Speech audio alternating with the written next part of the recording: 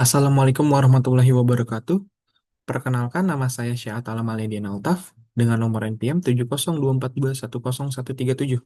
Selamat pagi, selamat siang, selamat sore, selamat malam dimanapun kalian berada. Pada kesempatan kali ini, saya akan mempresentasikan materi terkait komunikasi interpersonal. Daftar isi. Daftar isi yang pertama yaitu pendahuluan. Yang kedua, tujuan komunikasi interpersonal. Yang ketiga, komponen komunikasi interpersonal. Yang keempat, jenis komunikasi interpersonal. Yang kelima, hambatan komunikasi interpersonal. Yang keenam, tips meningkatkan komunikasi interpersonal. Yang ketujuh, contoh penerapan. Dan yang terakhir, kesimpulan. Pendahuluan. Apa sih komunikasi interpersonal itu? Komunikasi interpersonal adalah proses pertukaran pesan antara dua orang atau lebih secara verbal ataupun nonverbal untuk membangun hubungan.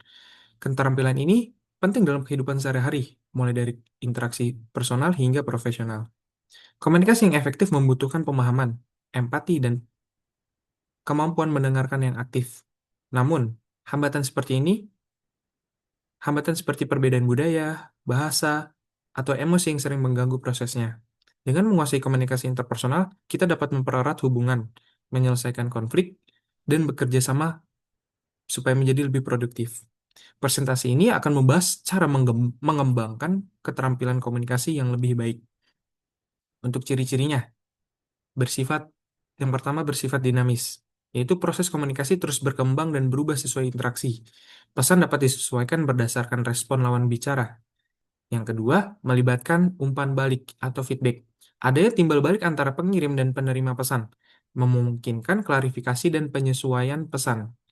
Dan yang terakhir, kontekstual, tergantung situasi, dipengaruhi oleh lingkungan, budaya, dan hubungan antar individu. Itu cara berkomunikasi berbeda di tempat kerja, keluarga, atau pertemanan. Tujuan komunikasi interpersonal itu apa aja sih? Yang pertama, membangun hubungan, baik itu personal ataupun profesional. Komunikasi interpersonal memungkinkan kita menjalin dan mempererat hubungan, baik dalam konteks pribadi, seperti dengan keluarga, teman, atau pasangan, maupun untuk profesional, dengan rekan kerja, atasan, atau mitra bisnis.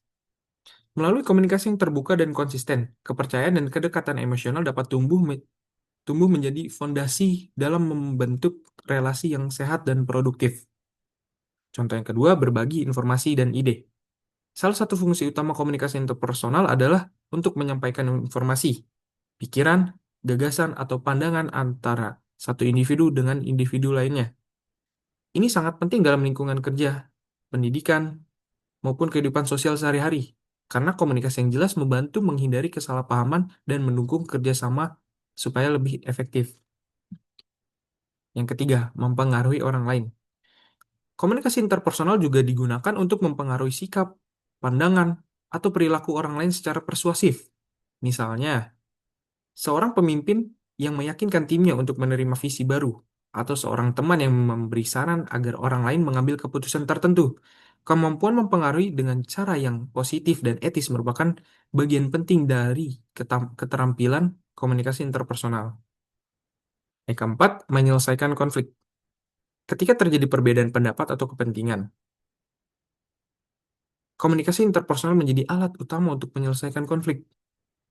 Dengan berdialog secara terbuka, berempati, dan saling mendengarkan, kedua belah pihak dapat mencapai pemahaman, kebersamaan, dan menemukan solusi yang saling menguntungkan. Tanpa komunikasi yang baik, konflik cenderung memburuk dan mengganggu hubungan. Dan yang terakhir, memberi dukungan emosional. Komunikasi interpersonal juga berperan besar dalam memberikan rasa nyaman, dukungan, dan empati kepada orang lain. Saat seseorang menghadapi masalah atau kesedihan, kehadiran dan kata-kata yang tepat dari orang terdekat dapat menjadi sumber kekuatan. Komunikasi seperti ini memperkuat ikatan emosional dan menunjukkan bahwa seseorang tidak sendiri dan dalam menghadapi situasi sulit.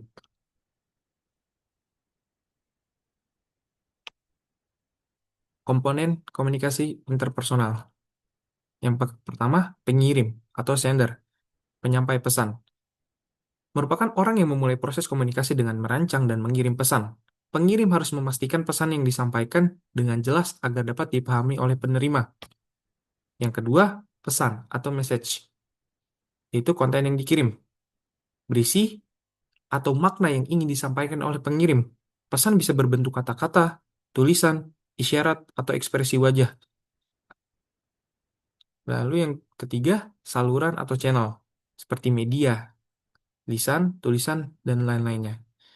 Media atau jalur yang digunakan untuk menyampaikan pesan seperti bicara langsung, yaitu lisan, surat, pesan, teks, video, atau bahkan bahasa tubuh. Pemilihan saluran yang tepat penting agar pesan dapat tersampaikan secara efektif. Yang keempat, penerima atau receiver, yaitu pihak yang menerima. Individu atau kelompok yang menerima pesan dari pengirim. Penerima berperan dalam menafsirkan dan memahami isi pesan sesuai dengan konteks dan pengalaman mereka. Yang kelima, umpan balik atau feedback, yaitu respon dari penerima. Tanggapan atau reaksi yang diberikan penerima setelah menerima pesan. Feedback penting untuk mengetahui apakah pesan dipahami dengan benar, serta membantu menjaga kelancaran komunikasi dua arah. Dan yang terakhir, gangguan atau noise, itu hambatan komunikasi. Segala bentuk hambatan atau gangguan yang menghalangi proses komunikasi bisa berupa suara, bising, sinyal yang buruk, bahasa yang tidak dipahami, atau gangguan psikologis seperti emosi dan prasangka.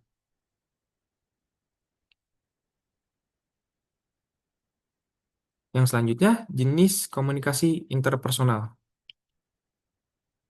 yaitu yang pertama, verbal, kata-kata, lisan, atau tulisan. Penyampaian pesan menggunakan kata-kata baik atau lisan maupun tulisan. Untuk contoh yang pertama, lisan. Percakapan langsung telepon atau presentasi. Yang kedua, untuk contoh tulisan, surat, email, pesan teks, dan lain-lainnya. Fungsinya untuk menyampaikan informasi secara jelas dan terstruktur. Dan untuk membuat kesepakatan atau instruksi yang spesifik.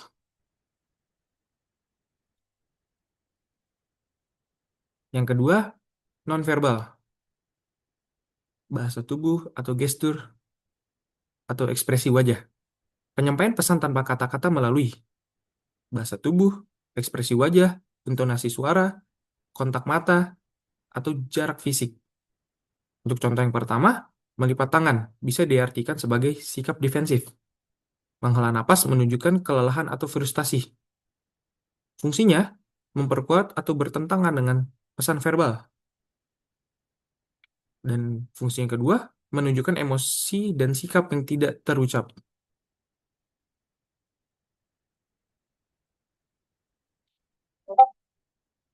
Yang selanjutnya adalah hambatan komunikasi interpersonal.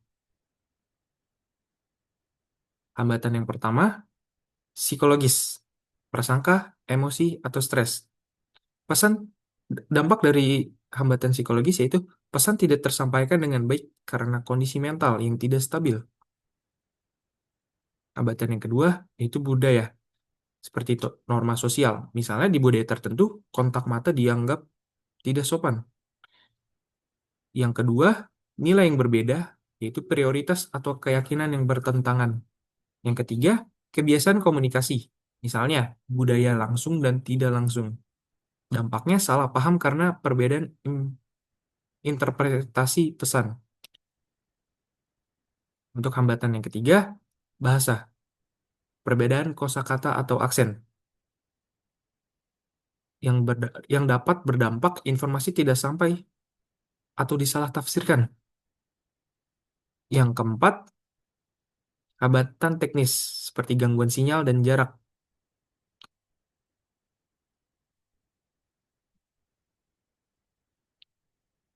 Tips untuk meningkatkan komunikasi interpersonal.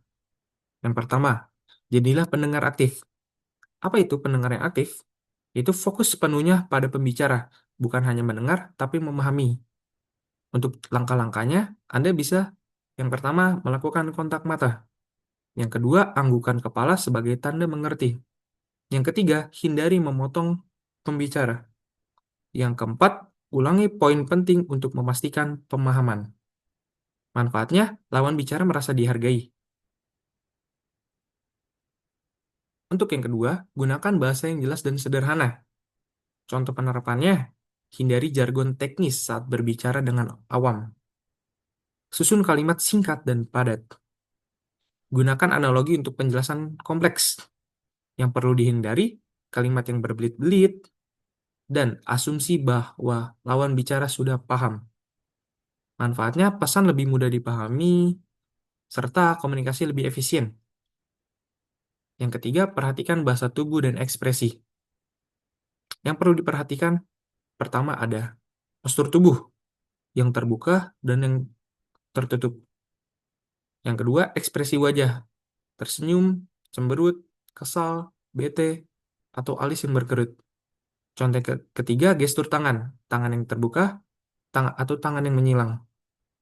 Serta jarak fisik atau proksemik. Untuk tipsnya, sesuaikan bahasa tubuh dengan pesan verbal. Untuk tips yang kedua, amati bahasa tubuh lawan bicara sebagai feedback. Dan manfaatnya, meningkatkan kedekatan dan kepercayaan. Yang keempat, berlatih empati. Dan yang kelima, berikan umpan balik yang konstruktif. Contoh penerapan. Yang pertama, di tempat kerja, seperti presentasi atau negosiasi. Komunikasi interpersonal digunakan saat menyampaikan ide dalam presentasi, berdiskusi dalam rapat, atau melakukan negosiasi dengan klien dan rekan kerja untuk mencapai kesepakatan bersama. Contoh yang kedua, di lingkungan keluarga. Digunakan saat berdiskusi dengan pasangan mengenai keputusan rumah tangga, atau berkomunikasi dengan anak untuk membimbing dan memahami perasaan serta kebutuhan mereka. Dan yang terakhir, di masyarakat. Diterapkan saat menghadapi konflik antar warga seperti perselisihan dengan tetangga, di mana diperlukan komunikasi yang tenang dan terbuka untuk menemukan solusi bersama. Lalu untuk kesimpulannya, komunikasi interpersonal adalah keterampilan kunci dalam kehidupan. Memahami komponen dan hambatannya membantu hubungan lebih efektif.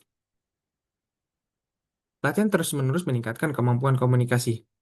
Komunikasi interpersonal merupakan keterampilan fundamental dalam kehidupan manusia yang mengaruhi keberhasilan berbagai aspek, mulai dari hubungan personal hingga profesional. Komunikasi interpersonal yang lebih efektif bukanlah bakat bawaan, melainkan keterampilan yang dapat dikembangkan melalui pemahaman teori dan praktis konsisten. Dalam era yang semakin terhubung ini, kemampuan berkomunikasi secara interpersonal menjadi semakin krusial untuk menciptakan hubungan yang bermakna dan produktif di semua lini kehidupan. Dengan menguasai komunikasi interpersonal, kita tidak hanya meningkatkan kualitas hubungan dengan orang lain, tetapi juga membuka lebih banyak peluang untuk pertumbuhan pribadi dan profesional. Sepertinya cukup sekian saja dari saya, kurang lebihnya mohon maaf. Wassalamualaikum warahmatullahi wabarakatuh.